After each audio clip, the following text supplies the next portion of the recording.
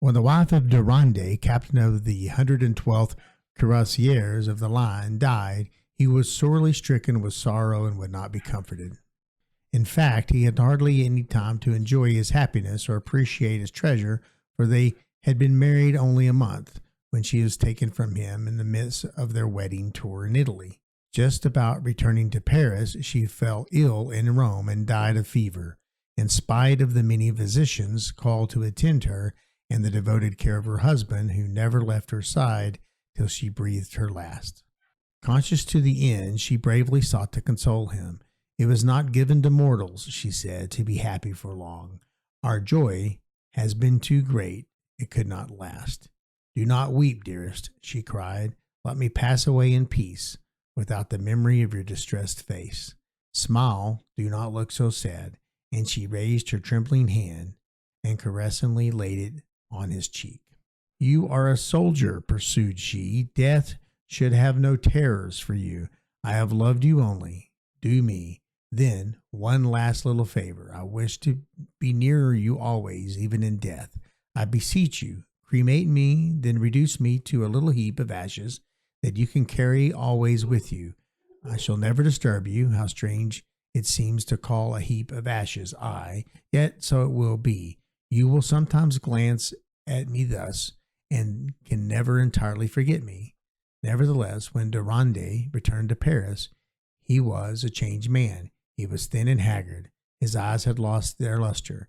His step, its ecstatic spring and confidence. Courage, courage, my boy, his colonel would say to him. Be brave, my friend, repeated his brother officers. But joy and brightness had gone from Durande's life. The once brilliant soldier was a broken man. No one on arrival was allowed to touch his luggage, and he himself was, with care and weeping, drew from his satchel an artistic little vase that he solemnly charged his brochure never on an account to lay hands upon. A token of poor madame? The man ventured to ask. Yes, a token, Durande responded, before which the slim Roman urn had held all that was left of his poor wife's remains. He knelt and wept bitterly when alone again. At night it stood in full view upon a cabinet beside his bed, that his eyes might rest upon it when not closed in sleep. And by day, when his leave had expired and he had returned to duty, he was distrait a stranger to his comrades, joining in none of the pleasures or amusements, seeming to live only in the memory of his lost wife and that urn, which might be knocked over. He had placed her portrait in every room in the house, and by a strange paradox of sentiment, it was here, among these tender recollections, that he passed his least miserable hours. By degrees, through steady contemplation perhaps, the sight of the Roman urn produced a less painful effect upon the disconsolate owner, and no longer caused him the cruel heart pangs of the first days of his bereavement. He is now able to picture his darling as she had been, and in the zenith of strength and beauty, gay, smiling, and charming. Again and again he recalled and lived over the moments of that honeymoon journey, and grew happy himself in this sweet posthumous revival of radiant hours. When at work, the urn stood on his writing table, and he thought how in life that in that bygone time he had written and pondered, and she had sat quietly beside him, reading or sewing, tranquilly, silently, without disturbing him. 6 months passed, lengthened to a year, and now and then it happened that Durande forgot the urn and left it on his table at night instead of carrying it to his bedroom. Finally, he enshrined it for good on his office table. Not that the memory of his wife was less than at first, but because, in time, it was borne in upon him that a funeral deposit like this was unsanitary, unhealthy, and a sleeping room. Nevertheless, every day it was surrounded, as usual, with lilies and roses, his wife's favorite flowers. Then 1 year lengthened to 2, and Durande had returned to his bachelor life. "'Tis the world to bury yourselves alive thus," said his friends and his wife's relations. "Begin, go into the world again." Durande yielded, once more went out, frequented the quarters of his brother's officers, joined in their jollifying, and actually, one evening, carried them all home with him to a banquet in his own apartments.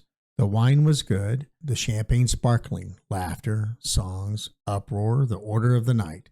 When the supper ended, they all adjourned to the private office where the mortuary shrine stood alone upon the table, severe and mournful.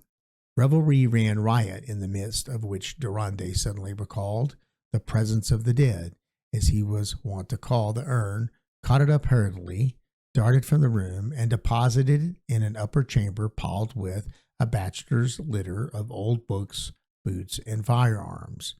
Next morning, determined that profanation like that of the previous night should never happen again, he resolved to turn his lumber room, where he had temporarily deposited the precious remains, into a mortuary chapel, and gave instant orders for the cathedral window and a niche and an altar to be placed beneath it.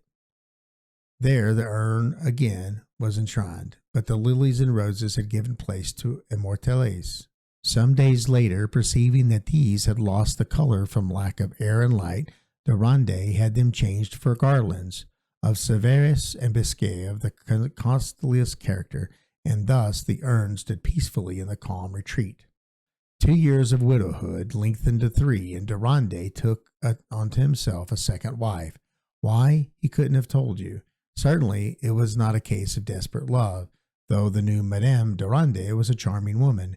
No, he had but one excuse for refilling the empty niche in his life. Madame Durande II was exceedingly like Madame Durande I, with one exception. She was jealous. A jealousy that caused her to look with suspicion on every word, every one, or gesture, and the knowledge that he still retained tender memories of the dead would have caused her tempestuous anger. Durande no longer dared to keep the urn in a conspicuous place. It was quietly and secretly a third time removed from its quarters and reverently stored in a spare room in the Mansarde. Matters grew better as time wore on. Peace and happiness reigned with the young couple, and more than once Durande, in this atmosphere of renewed content, was on the verge of unbosoming himself and confiding to his wife the mystery of the urn. Alas, his courage always failed him. In due time, a son was born in the house of Durande, and Madame Durande found it necessary to clear out and use the room where the urn lay forgotten. As for Durande himself, the joy of the new-made father dissipated all remorse in his heart, and to celebrate the christening with due pomp and splendor, invitations were sent afar and wide for a magnificent dinner. "But, my dear," said his wife as he came in from the barracks the day of the great event, "don't go to your dressing room until you have seen the table, the flowers arranged by my own hands." Arranged, a great heaping cluster of blood-red roses in an antique, strangely familiar Roman urn, which held the place of the honor on the sumptuous board. Durande bent closer. His wife saw him start. "Yes," she said complacently, "'tis yours, you dear old stupid, to throw away, as you have done, the handsomest thing collected in your trip to Italy." It was in the garret, filled with dust. Heaven knows how long it had been there. "With dust," stammered Durande, white as death. "And what did you do with the dust?" "Threw it on the rose pots, dearest. That is, what the wind didn't scatter, but the effect. Isn't it lovely?" "Very, very lovely," murmured the soldier, with a strangled sigh, and in the fresh, fragrant flowers, whose petals parted softly like the lips of a young girl to the first kiss of love, Durande believed that he saw the tender smiles and blushes of his dear dead wife. That was The Ashes of the First by Revue Exotique, translated by E.C. Wagner, published in the Short Stories, a magazine of select fiction, Volume 11, 1892. Narrated by Conan Stewart for Tales Reawakened on YouTube.